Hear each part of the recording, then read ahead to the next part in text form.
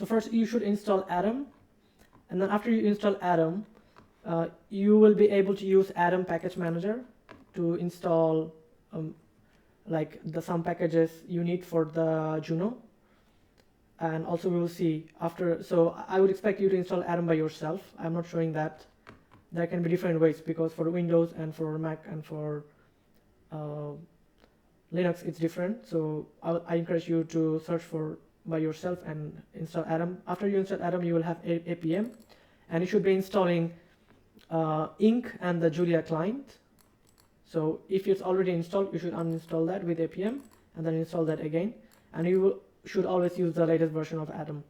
So after you add those, and then you should be adding, you should go to the setting, and you can go to install packages, and you should write Uber Juno.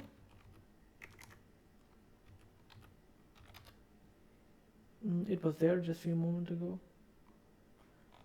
So I think I have already installed that. So that is Uber Juno, and then you should install that. So after you install that and you restart your environment, your editor, you should have all these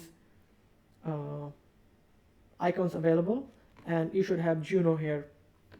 So now if I go to, I will just show you my setup, how I did.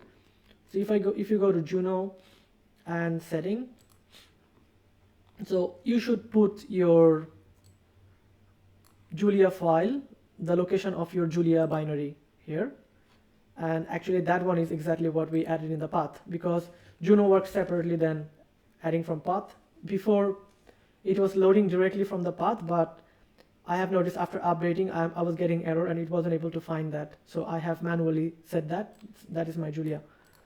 So it's actually the same if I go to my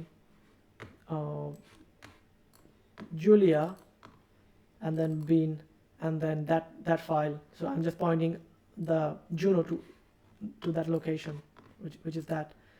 And also I have changed few things. For example, usually when you write some code and run it, it should show the output here beside, but I have disabled that. And you should explore the other options here, like you have, so that if you don't like something, you can just remove that. So for example, I have, maybe by default the deprecation warning is enabled, and you will get that. And also I have changed the that vertical line for the project, so I have changed that to 120. It was 80 before by default. I have changed it to 20. So these are all the setup.